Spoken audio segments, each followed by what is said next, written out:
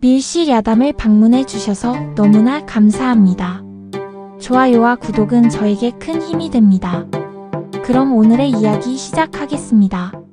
옛날 옛적 한양에서 사흘길 떨어진 고을에 우씨 가문이 살고 있었습니다. 대대로 진사를 배출한 명문가였지만 요즘은 예전만 못한 살림이었죠. 그 집 셋째 딸이 바로 서진이었습니다. 그날 밤 서진은 이상한 꿈을 꾸었어요. 꿈 속에서 낡은 찻상 하나가 나타났습니다. 그 위에는 따끈따끈한 쌀밥 한 그릇과 맑은 장국, 그리고 아삭한 무김치가 정갈하게 놓여 있었어요. 찻상 앞에는 헝클어진 머리에 누더기 옷을 입은 젊은 사내가 무릎을 꿇고 앉아 있었습니다. 그 사내의 눈에서는 고마움의 빛이 영롱하게 흘러나오고 있었어요. 마치 메마른 땅에 단비가 내리는 듯한 그런 간절함이 담겨 있었습니다. 서진은 꿈속에서도 가슴이 뜨거워지는 걸 느꼈죠. 왜인지 모르게 그 사내가 불쌍해 보였거든요. 새벽 딸기 울어대자 서진은 깜짝 놀라며 잠에서 깨어났습니다. 이상하게도 꿈이 선명하게 기억났어요. 특히 그 사내의 눈빛이 계속 머릿속에 맴돌았습니다. 서진은 고개를 갸웃하며 일어나 창문을 열었어요. 아침 해가 솟아오르는 동쪽 하늘이 붉게 물들어 있었습니다. 새들이 지저귀고 마당 한켠에서는 어머니가 아침 찬거리를 준비하는 소리가 들려왔어요. 평범한 아침이었지만 왠지 모르게 마음이 어수선했습니다. 세수를 마치고 머리를 단정히 빗은 서진은 마당으로 나왔어요. 그때였습니다. 대문 밖에서 희미한 신음 소리가 들려왔죠. 서진은 조심스럽게 대문 쪽으로 다가갔습니다. 대문 앞에는 정말로 한 젊은 사내가 쓰러져 있었어요. 꿈에서 본 그 사람과 똑같았습니다. 헝클어진 머리카락, 해진 옷까지, 그리고 굶주림에 지친 얼굴까지 모든 게 일치했어요. 서진은 가슴이 쿵쾅거리는 걸 느꼈습니다. 이럴 수가 있나요? 서진은 작은 목소리로 중얼거렸어요. 꿈이 현실이 되다니 도저히 믿을 수 없었거든요. 하지만 눈앞의 상황은 분명히 현실이었습니다. 그 사내는 굶주림에 지쳐 의식을 잃은 듯 보였어요. 서진은 잠깐 망설였습니다. 집안에서는 함부로 낯선 사람과 말을 섞지 말라고 늘 당부했거든요. 특히 아버지는 요즘 세상이 어수선하다며 더욱 조심하라고 했죠. 하지만 그 사내의 모습을 보니 그냥 지나칠 수가 없었어요. 분명히 꿈에서 본 그 사람이에요. 이건 우연이 아닐 거예요. 서진은 마음을 단단히 먹었습니다. 발걸음을 돌려 안채로 향했어요. 찬장 깊숙한 곳에서 어릴 적 어머니에게 배워 만든 작의 찻상을 꺼냈습니다. 손바닥 크기의 작은 상이었지만 서진이 정성 들여 만든 유일한 작품이었어요. 그 위에 부엌에서 갓 지은 따끈한 쌀밥을 한 그릇 담았습니다. 그리고 어머니가 끓여둔 맑은 장국 한 대접, 아삭하게 절인 무김치 몇 점을 정갈하게 올렸어요. 마치 꿈에서 본 그 찻상을 그대로 재현하는 것 같았습니다. 서진은 찻상을 들고 대문으로 나갔어요. 그 사내는 여전히 기진맥진한 상태로 앉아 있었습니다. 서진이 다가가자 사내가 고개를 들었어요. 그 순간 서진은 다시 한번 놀랐습니다. 꿈에서 본 그 간절한 눈빛이 그대로 있었거든요. 이보세요. 서진은 조심스럽게 말을 걸었어요. 사내는 놀란 듯 벌떡 일어나려 했지만 힘이 빠져서 다시 주저앉았습니다. 서진은 찻상을 사내 앞에 조심스럽게 내려놓았어요. 제가 드릴 수 있는 건 이것뿐입니다.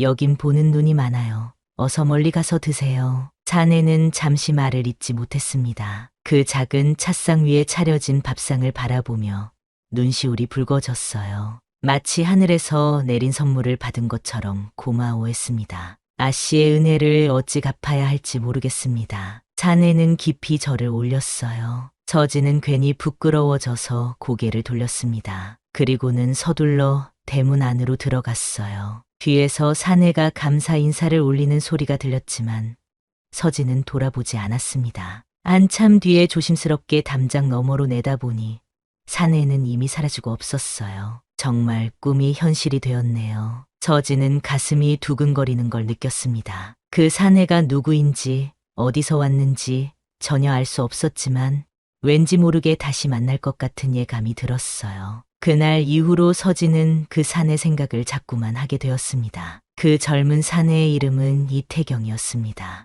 서진에게서 받은 그 작은 찻상을 품에 안고 한참을 걸었어요. 다리에 힘이 풀려 자꾸만 비틀거렸지만 그 찻상만큼은 소중히 안고 있었습니다. 이 은혜를 어떻게 갚아야 할까요? 태경은 찻상을 바라보며 중얼거렸어요. 자개로 곱게 장식된 그 작은 상은 정말 아름다웠습니다. 비록 크기는 작았지만 만든 이의 정성이 고스란히 담겨 있었어요. 특히 모서리마다 새겨진 꽃무늬는 섬세하기 이를 데 없었습니다. 태경은 어릴 적부터 손재주가 남달랐어요. 아버지가 목수였기 때문에 자연스럽게 나무 다루는 법을 배웠습니다. 하지만 부모를 일찍 여의고 홀로 떠돌게 되면서 그 기술을 제대로 써볼 기회가 없었어요. 이 찻상을 더 아름답게 만들어 보자. 태경은 마음을 다잡았습니다. 근처 대장간에서 작은 조각칼 몇 자루를 구했어요. 그리고는 찻상의 빈자리마다 정교한 무늬를 새겨 넣기 시작했습니다. 밤새도록 정성을 들여 작업했어요. 새벽이 되자 찻상은 완전히 다른 모습으로 변해 있었습니다. 자개가 햇빛에 반짝이며 오색 빛깔을 내뿜었어요. 원래도 아름다웠지만 이제는 정말 예술품이라 불러도 손색 없을 정도였습니다. 이 정도면 장터에서 팔 수 있겠어. 태경은 기대에 차서 장터로 향했습니다. 좌판을 깔고 그 찻상을 조심스럽게 올려놓았어요. 지나가던 사람들이 하나둘씩 발걸음을 멈추더니 찻상을 유심히 바라보기 시작했습니다. 이거 어디서 가져온 거요? 솜씨가 예사롭지 않네요. 자개 장식이 이렇게 곱다니 정말 보기 드문 작품이에요. 사람들이 모여들어 감탄을 아끼지 않았어요. 태경은 가슴이 두근거렸습니다. 이렇게 많은 사람들이 관심을 보이는 건 처음이었거든요. 한 양반이 다가와서 찻상을 자세히 살펴보았습니다. 손으로 만져보고 이쪽 저쪽 돌려가며 구석구석 확인했어요. 이 찻상 얼마에 팔 생각이요? 5냥이면 어떨까요? 태경이 조심스럽게 말하자 그 양반은 흔쾌히 고개를 끄덕였습니다. 다른 사람들도 아쉬워하며 혀를 찼어요. 아, 먼저 발견했으면 좋았을 텐데 혹시 이런 작품 더 있소? 태경은 얼떨떨했습니다. 5냥이면 꽤 큰 돈이었거든요. 쌀 한 가마니와 말끔한 옷도 충분히 살 수 있는 금액이었어요. 그 돈으로 우선 끼니를 해결하고 옷도 한 벌 장만했습니다. 그리고 남은 돈으로는 좋은 목재를 샀어요. 단단하면서도 결이 고운 느티나무와 소나무였습니다. 태경은 그 나무들을 보며 가슴이 뛰었어요. 이제 정말 시작이구나. 태경은 밤낮으로 작업에 몰두했습니다. 자개 반상, 향꽂이, 작은 거울틀 등 다양한 작품을 만들었어요. 하나하나 정성을 들여 만든 작품들은 모두 사람들의 마음을 사로잡았습니다. 특히 자개 장식 기법이 뛰어났어요. 조개 껍데기를 얇게 깎아서 나무에 박아 넣는 기술은 아무나 할 수 있는 게 아니었습니다. 태경의 손끝에서 나오는 작품들은 마치 살아 움직이는 것처럼 생생했어요. 입소문이 퍼지기 시작했습니다. 한 고을에서 실력 좋은 목공이 나타났다는 소문이 사방으로 번져나갔어요. 심지어 이웃 고을에서까지 사람들이 찾아올 정도였습니다. 이태경이라는 젊은이가 만든 작품이 정말 훌륭하대요. 자개 기법이 대단하다던데 꼭 한번 보고 싶어요. 관아의 목공장도 이 소문을 들었습니다. 관아에서는 늘 솜씨 좋은 장인을 찾고 있었거든요. 특히 관찰사나 수령들이 쓸 가구를 만들 사람이 필요했어요.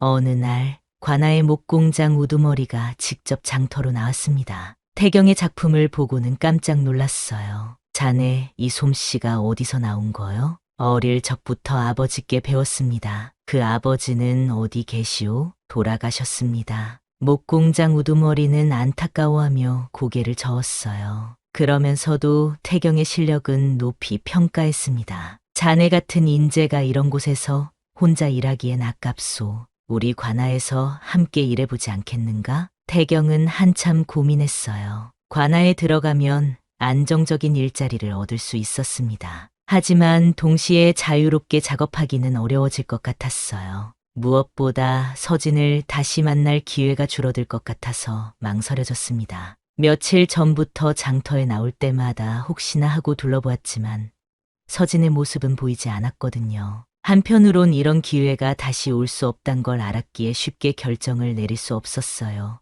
하지만 태경은 결국 고개를 저었습니다.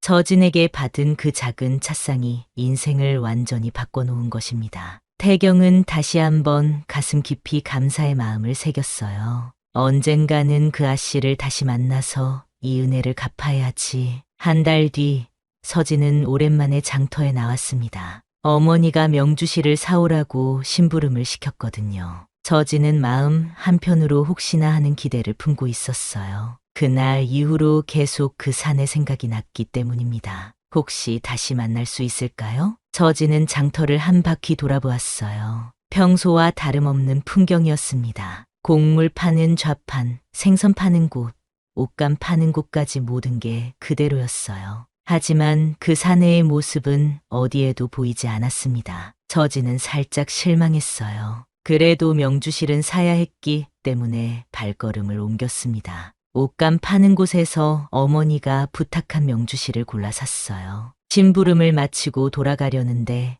장터 한편에서 사람들이 몰려있는 게 보였습니다. 무슨 일인지 궁금해서 서진도 그쪽으로 가봤어요. 와, 이 솜씨 좀 보세요. 이런 작품은 처음 봐요. 사람들이 감탄하며 웅성거리고 있었어요. 서진은 사람들 사이로 조심스럽게 다가갔습니다. 그리고는 깜짝 놀랐어요. 좌판 위에는 아름다운 목공예품들이 가득했습니다. 자개 반상, 향꽂이, 작은 함 등 하나하나가 예술품이었어요. 특히 자개가 햇빛에 반짝이며 내는 오색 빛깔이 환상적이었습니다. 그런데 더 놀라운 건 그 좌판을 지키고 있는 사람이었어요. 바로 그날 아침 자신이 밥을 준 그 사내였습니다. 이제는 깔끔한 옷을 입고 있었지만 얼굴은 분명히 그 사람이었어요. 서진은 가슴이 쿵쾅거리는 걸 느꼈습니다. 혹시 자신을 알아볼까봐 뒤로 물러나려 했어요. 하지만 너무 늦었습니다. 태경이 이미 서진을 발견한 것 같았거든요.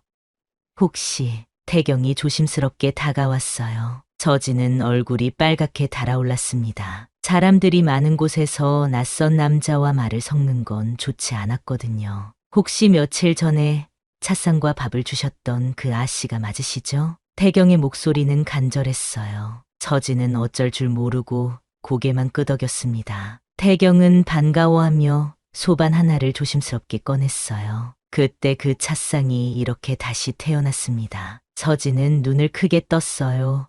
분명히 자신이 준 것과 비슷한 자개가 수놓여진 그 작은 찻상이었습니다. 하지만 이제는 완전히 다른 모습이었어요. 자개 장식이 더해져서 정말 아름다운 예술품이 되어 있었습니다. 그 덕분에 제가 일어설 수 있었습니다. 정말 감사합니다. 태경은 깊이 인사를 올렸어요. 서진은 무슨 말을 해야 할지 몰랐습니다. 자신이 준 작은 도움이 이런 큰 변화를 가져올 줄은 꿈에도 몰랐거든요.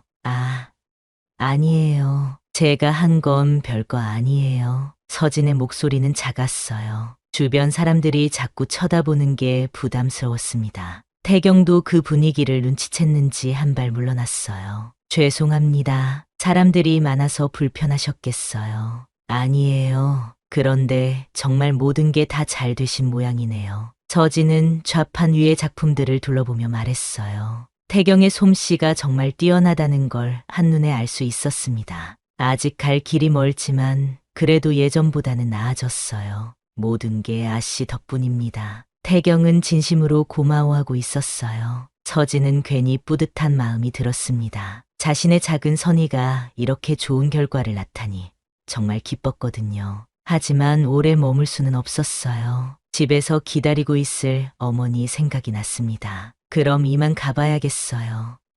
네. 안녕히 가세요. 서진이 돌아서려는 순간 태경이 다시 불렀어요.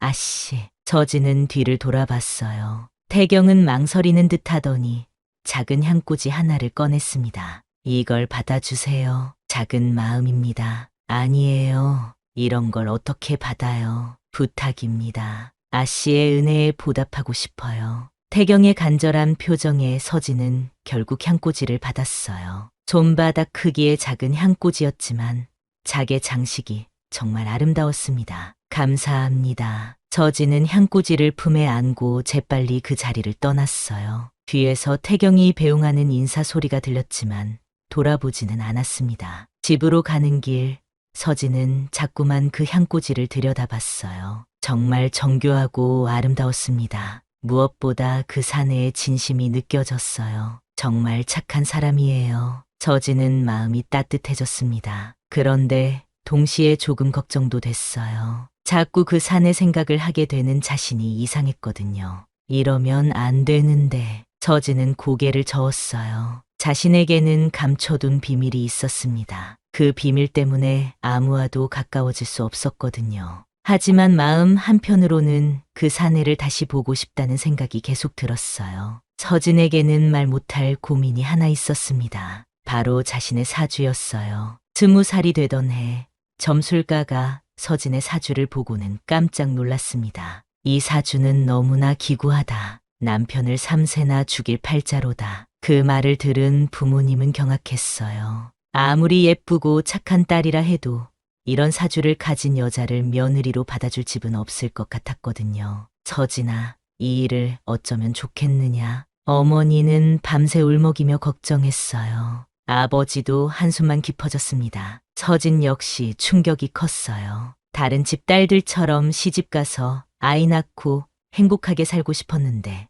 그런 꿈이 한순간에 무너져버린 것 같았습니다. 첫 번째 혼사는 그 이듬해에 들어왔어요. 장대는 이웃 고을의 선비였습니다. 집안도 좋고 인품도 괜찮아 보였어요. 하지만 서진의 사주 이야기가 전해지자 곧바로 혼사가 파탄났습니다. 아무리 좋은 집 딸이라 해도 남편을 죽일 팔자라니요. 이건 받아들일 수 없소. 두 번째 혼사도 마찬가지였어요. 처음에는 서진의 용모와 품성에 만족해했지만 사주 이야기를 듣고는 고개를 절레절레 저었습니다. 사주팔자를 어찌 무시할 수 있겠소. 우리 아들 목숨이 소중하지 않다는 말이오? 세 번째 혼사까지 파탄 나자 이제는 아무도 서진에게 혼사 이야기를 꺼내지 않았어요. 마을 사람들도 서진을 보는 눈이 달라졌습니다. 저 집 셋째 딸 참 안 됐어요. 그렇게 예쁘고 착한데 시집을 못 가다니. 사주팔자는 어쩔 수 없는 거지요. 무서운 일이에요. 서진은 이런 시선들이 견디기 어려웠어요. 길을 걸을 때마다 사람들이 수군거리는 소리가 들렸습니다. 어떤 때는 아예 피해서 가는 사람들도 있었어요. 제가 뭘 잘못했다고 이런 운명을 타고났을까요? 서진은 밤마다 혼자 울었어요. 태어날 때부터 정해진 운명이라니 너무나 억울했습니다. 남들처럼 평범하게 사랑하고 결혼하고 싶었는데 그런 소망조차 가져서는 안 되는 것 같았어요. 부모님도 점점 지쳐갔습니다. 처음에는 어떻게든 혼사를 성사시켜 보려고 애썼지만 연거푸 실패하자 포기하는 분위기였어요. 차라리 절에라도 보내는 게 나을 것 같구나. 아버지가 한숨 섞인 목소리로 말했어요. 어머니도 고개를 끄덕였습니다. 그게 서진이를 위해서도 우리를 위해서도 나을 것 같아요. 서진은 그 말을 듣고 가슴이 무너지는 것 같았어요. 정말로 절에 들어가야 하는 건가요?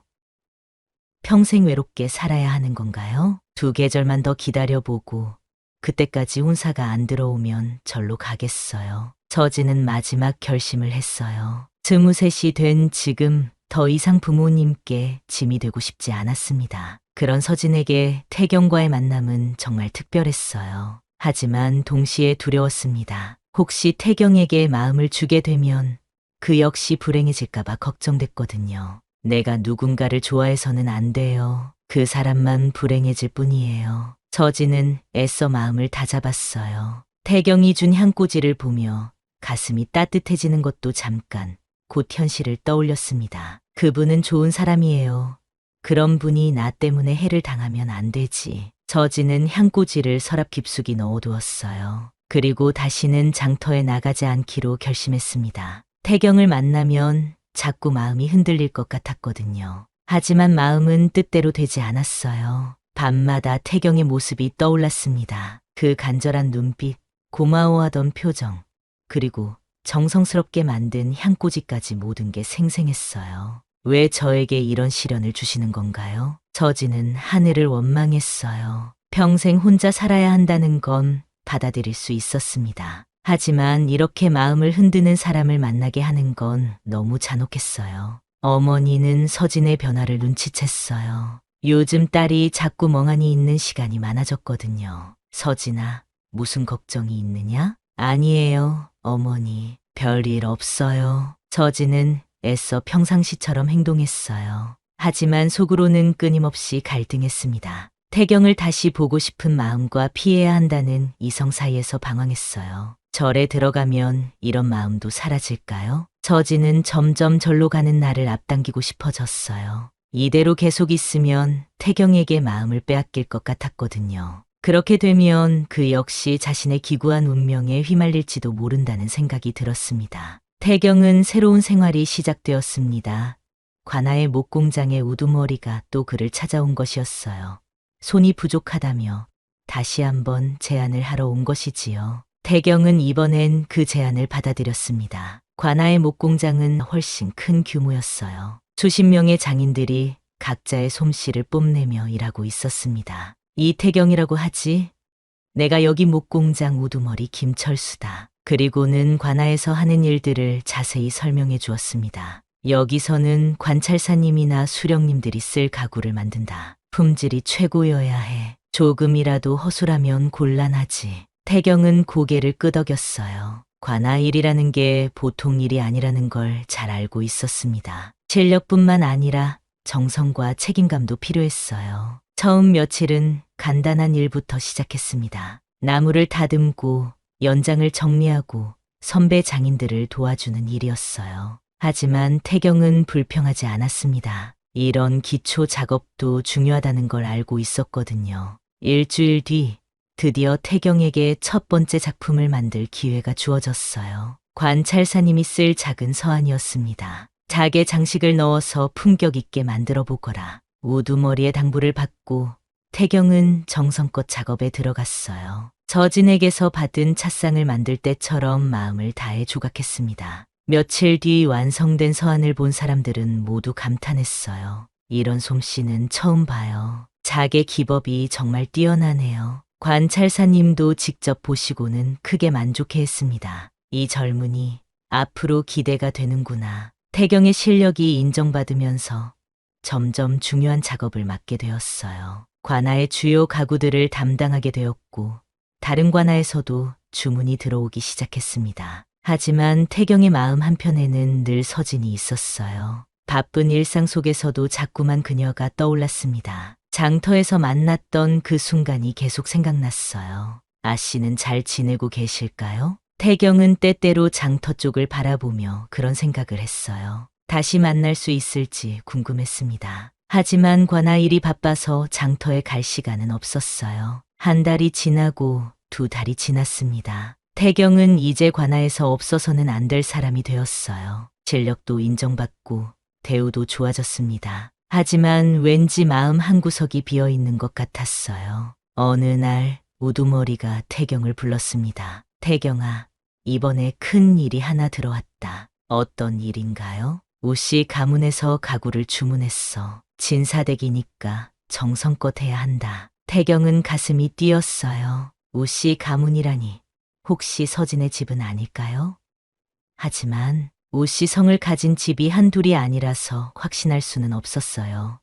어떤 가구를 만들어야 하나요? 안채에서 쓸 장롱과 소반 몇 개다. 특히 작의 장식을 잘해달라고 당부했어. 태경은 설레는 마음으로 작업을 시작했어요. 혹시나 하는 마음에 평소보다 더욱 정성을 들였습니다. 작의 하나하나에도 마음을 담아 장식했어요. 작품이 완성되자 직접 납품하러 가게 되었습니다. 태경은 가슴이 두근거렸어요. 우씨 가문의 대문 앞에 도착했을 때 태경은 한눈에 알 수 있었어요. 바로 그날 아침 서진이 나왔던 그 대문이었습니다. 태경은 기쁨과 긴장이 동시에 밀려왔어요. 하인이 나와서 가구들을 확인했어요. 그리고는 안채로 옮겨갔습니다. 태경은 그 과정을 지켜보며 서진의 모습을 찾았지만 보이지 않았어요. 수고하셨습니다. 정말 훌륭한 작품이네요. 집 주인이 나와서 인사했어요. 태경은 정중하게 절을 올렸습니다. 감사합니다. 마음에 드셨다니 다행입니다.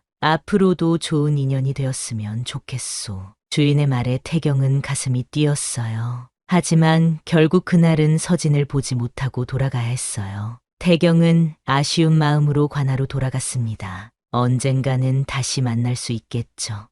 태경은 그런 희망을 품고 일에 더욱 매진했어요. 실력을 더 키워서 더 많은 사람들에게 인정받고 싶었습니다. 그러면 언젠가 서진과 다시 만날 기회도 생길 것 같았거든요. 그렇게 계절이 바뀌어가고 있었습니다. 반년이라는 시간이 흘렀습니다. 태경은 이제 관아에서 가장 실력 있는 장인 중 하나가 되었어요. 그의 이름은 이웃 고을까지 알려질 정도였습니다. 특히 자개 기법은 그를 따라올 사람이 없다고 평가받았어요. 어느 가을날 우두머리가 다시 태경을 불렀습니다. 태경아, 이번에도 우씨 가문에서 주문이 들어왔다. 태경의 가슴이 쿵쾅거렸어요. 서진의 집에서 또 가구를 주문했다는 뜻이었습니다. 이번에는 무엇을 만들어야 하나요? 혼수용 가구 몇 점이다. 딸이 시집을 간다는구나. 태경은 마음이 철렁 내려앉았어요. 그동안 품고 있던 희망이 한순간에 무너지는 것 같았습니다. 하지만 일은 해야 했어요. 태경은 복잡한 마음으로 작업에 들어갔습니다. 평소보다 마음이 무거웠지만 그래도 정성은 다했어요. 완성된 가구들을 들고 우씨 가문을 찾았을 때 태경은 놀라운 광경을 목격했습니다. 집안이 온통 수선스러웠어요. 하지만 기쁜 분위기가 아니라 어수선한 느낌이었습니다. 이혼사도 파탄이 났어요. 이제 어쩌면 좋을까요? 하인들이 수군거리는 소리가 들렸어요. 태경은 귀를 기울였습니다. 아씨의 사주 때문에 또 혼사가 깨졌다니 정말 안 됐어요. 이번이 벌써 4번째잖아요. 이제 정말 절에 보내야 하는 건 아닐까요? 태경은 깜짝 놀랐어요. 서진의 혼사가 자꾸 파탄나고 있었던 것입니다. 그것도 사주 때문에요. 태경은 가슴이 답답해졌습니다. 가구를 납품하고 돌아가려는데 뜰 한편에서 익숙한 모습이 보였어요. 서진이었습니다. 하지만 예전과는 달리 몹시 수척해 보였어요. 서진도 태경을 발견했습니다. 두 사람은 잠시 멀리서 바라만 봤어요. 서진의 눈에는 깊은 슬픔이 어려 있었습니다. 태경은 용기를 내어 다가갔어요. 하지만 서진은 고개를 돌렸습니다. 아씨, 태경이 조심스럽게 불렀어요. 서진은 천천히 고개를 들었습니다. 안녕하세요. 서진의 목소리는 작고 힘이 없었어요. 태경은 가슴이 아팠습니다. 괜찮으신지요? 네, 괜찮습니다. 하지만 서진의 표정은 전혀 괜찮아 보이지 않았어요. 태경은 무슨 말을 해야 할지 몰랐습니다. 혹시 무슨 일이 있으신 건가요? 서진은 한참 망설이더니 조용히 말했어요. 제가 혼사를 하지 못하는 이유가 있어요. 무슨 이유인가요? 제 사주가 남편을 죽일 팔자래요. 3번이나 죽일 거라고요. 태경은 깜짝 놀랐어요. 그런 사주가 있다는 말은 들어봤지만 설마 서진이 그런 운명을 타고났을 줄은 몰랐습니다. 그래서 절에 들어가기로 했어요. 더 이상 부모님께 짐이 되고 싶지 않거든요. 서진의 목소리에는 체념이 담겨 있었어요. 태경은 가슴이 미어지는 것 같았습니다. 그런 사주라고 해서 반드시 그렇게 되는 건 아니잖아요. 하지만 누가 그런 위험을 감수하겠어요? 당연한 일이에요. 서진은 슬프게 미소 지었어요. 태경은 무슨 말을 해야 할지 몰랐습니다. 아씨, 태경은 서진의 손을 잡고 싶었지만 참았어요. 대신 진심을 담아 말했습니다. 그 슬픈 사주, 제가 안고 가겠습니다. 저는 두렵지 않아요. 서진은 눈물이 글썽했어요. 안 돼요. 당신까지 불행해지면 어떻게 해요? 아씨가 행복하면 저도 행복해요. 다른 건 중요하지 않아요. 사실 처음 제게 반상을 내어주시던 그날부터 남모르게 아씨를 마음 한편에 두고 있었죠. 하지만 저와는 너무나도 다른 분이셨기에 용기 내지 못했습니다. 지금의 저라도 괜찮으시다면 그저 아씨 옆에라도 있고 싶습니다. 태경의 간절한 고백에 서진은 더 이상 말을 잇지 못했어요. 오랫동안 혼자 짊어져 왔던 슬픔이 터져 나오는 것 같았습니다. 하지만 저는 혼인은 하지 않겠어요. 내가 그대의 인생을 망칠 순 없어요. 서진은 마지막까지 태경을 걱정했어요. 태경은 그런 서진이 더욱 안타까웠습니다. 그럼 그냥 함께 있기만 해도 좋아요. 아씨가 곁에 있어 주시는 것만으로도 충분해요. 태경의 간절한 마음이 서진을 움직였습니다. 오랫동안 혼자 감당해왔던 외로움과 슬픔 앞에서 태경의 진심은 따뜻한 위로가 되었어요. 하지만 서진은 여전히 망설였습니다. 정말 괜찮을까요?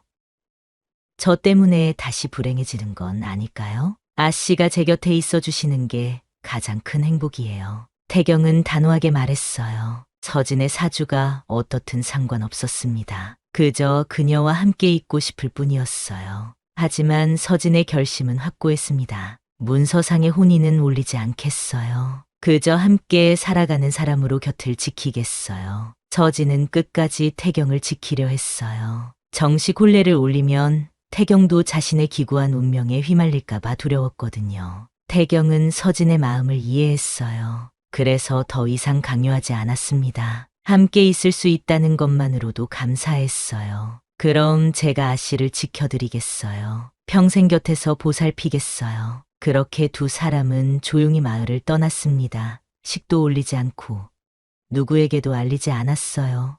서진의 부모만이 그들을 조용히 축복하고 응원했죠. 사람들의 시선과 편견에서 벗어나 새로운 삶을 시작하려 했어요. 한적한 산골 마을에 작은 집을 마련했습니다.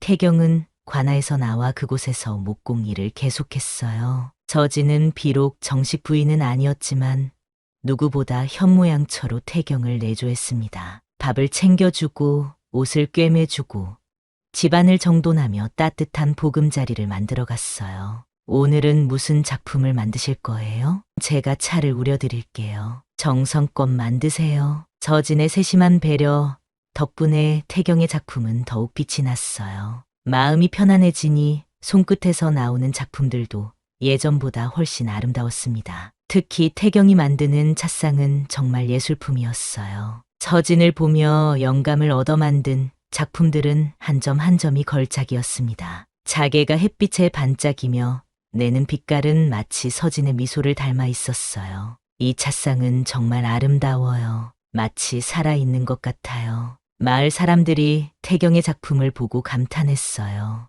입소문이 퍼지면서 멀리서까지 주문이 들어오기 시작했습니다. 태경과 서진은 작은 목공 서당도 열었어요. 마을 아이들에게 손재주와 글을 가르쳤습니다. 서진은 글씨를 잘 썼고 태경은 목공 기술을 전수했어요. 천천히 따라해보렴. 급하게 하면 다칠 수 있어. 태경은 아이들을 정성껏 가르쳤어요. 서진도 아이들과 함께 있으면서 마음의 평안을 얻었습니다. 자신이 낳지는 못했지만 이렇게 아이들을 돌보는 것도 의미 있는 일이었어요. 마을 사람들은 처음에는 두 사람을 궁금해했어요. 혼례도 올리지 않고 함께 사는 게 신기했거든요. 하지만 시간이 지나면서 두 사람의 진심을 알게 되었습니다. 저 두 사람 정말 서로를 아끼는구나. 혼례는 안 올렸어도 부부보다 더 부부 같아. 사람들의 시선도 점차 따뜻해졌어요. 두 사람이 마을을 위해 하는 일들을 보면서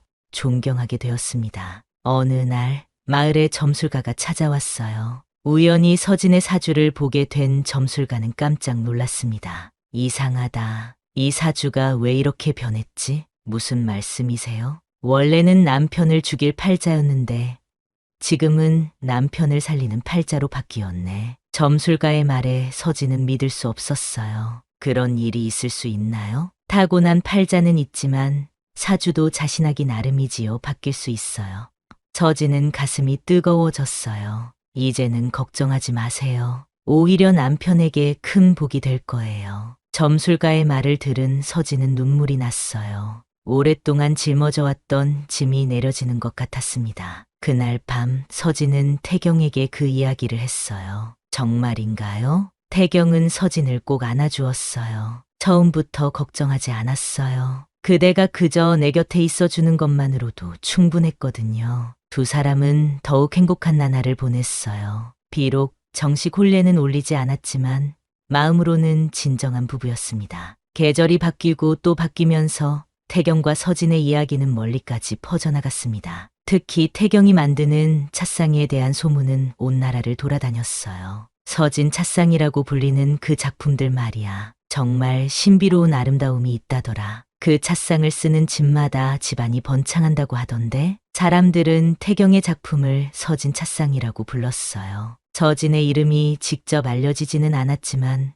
그녀의 이름을 딴 찻상은 유명해졌습니다. 정말로 그 찻상들을 쓰는 집마다 좋은 일이 생겼어요. 장사가 잘 되고 자녀들이 출세하고 가족이 건강해지는 일들이 계속 일어났습니다. 이상해요. 왜 이런 일이 생기는 걸까요? 태경도 신기해했어요. 자신이 만든 찻상이 이런 효과를 가져올 줄은 몰랐거든요. 당신이 정성을 다해 만들어서 그런 것 같아요. 서진은 태경의 손을 잡으며 말했어요. 하지만 무엇보다 우리의 사랑이 담겨 있어서 그런 거예요. 태경은 고개를 끄덕였어요. 서진과 함께 하면서 만든 작품들에는 정말로 특별한 무언가가 있었습니다. 어느 날 한양에서 높은 벼슬아치가 찾아왔어요. 소문을 듣고 직접 서진 찻상을 주문하러 온 것이었습니다. 이태경이라는 장인이 여기 있다고 들었소. 부탁할 일이 있어서 왔소. 무슨 일이신지요? 임금님께 진상할 찻상을 만들어 주시오. 최고의 작품으로 부탁하오. 태경은 깜짝 놀랐어요. 임금님께 드릴 찻상을 만들라니 생에 이런 영광이 또 있을까 싶었죠. 정성을 다해 만들어 드리겠습니다. 태경은 한 달 동안 온 정성을 다해 찻상을 만들었어요. 서진도 옆에서 도와주며 응원했습니다. 완성된 찻상은 정말 예술의 극치였어요. 자개가 햇빛에 반사되어 7빛깔 무지개를 만들어냈습니다. 섬세한 조각과 완벽한 비례, 그리고 말로 표현할 수 없는 아름다움까지 모든 게 완벽했어요. 이런 작품은 처음 봅니다. 정말 대단하오. 벼슬아치는 감탄을 아끼지 않았어요. 그리고는 찻상을 조심스럽게 가져갔습니다. 얼마 뒤 임금님께서 크게 만족하셨다는 소식이 전해졌어요. 그리고 태경에게 자그마한 보상과 함께 감사의 말씀을 내려주셨습니다. 서진은 기뻐했어요. 태경의 실력이 인정받는 게 자신의 일처럼 기뻤습니다. 모든 게 당신 덕분이에요. 태경은 서진을 바라보며 말했어요. 당신이 제게 준 그 첫 번째 찻상이 모든 것의 시작이었어요. 두 사람은 그날을 떠올렸어요. 굶주린 청년에게 작은 찻상에 밥을 담아준 그 순간이 이 모든 행복의 시작이었습니다. 찻상 위에 밥 한 상, 그것이 복이 되었네요. 서진은 감회에 젖어 말했어요. 마을 사람들도 두 사람을 더욱 존경하게 되었어요. 처음에는 이상하게 생각했던 두 사람의 관계도 이제는 아름다운 사랑 이야기로 여겨졌습니다. 남편을 죽인다던 그 아씨가 오히려 남편의 인생을 살렸다니요. 정말 신기한 일이에요. 사랑의 힘이 운명까지 바꿀 수 있나 봐요. 어느 늦은 저녁, 태경과 서진은 마당에 앉아 별을 바라보고 있었어요. 태경이 만든 작은 찻상 위에는 따끈한 차 2잔이 놓여 있었습니다. 우리가 처음 만났을 때를 생각하면 꿈만 같아요. 서진이 조용히 말했어요. 저도 그래요. 그때 그대가 주신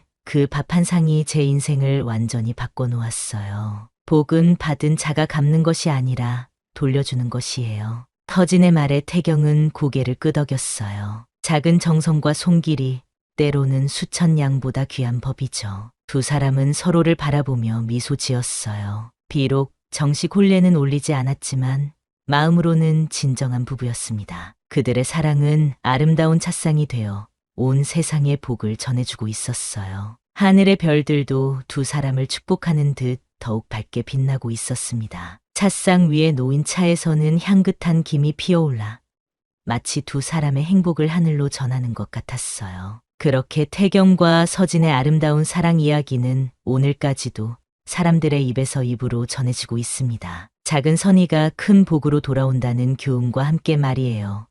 여러분은 누군가에게 따뜻한 온정을 베풀었던 적이 있으신가요? 아니면 누군가에게 뜨거운 마음을 받아본 적이 있으신가요?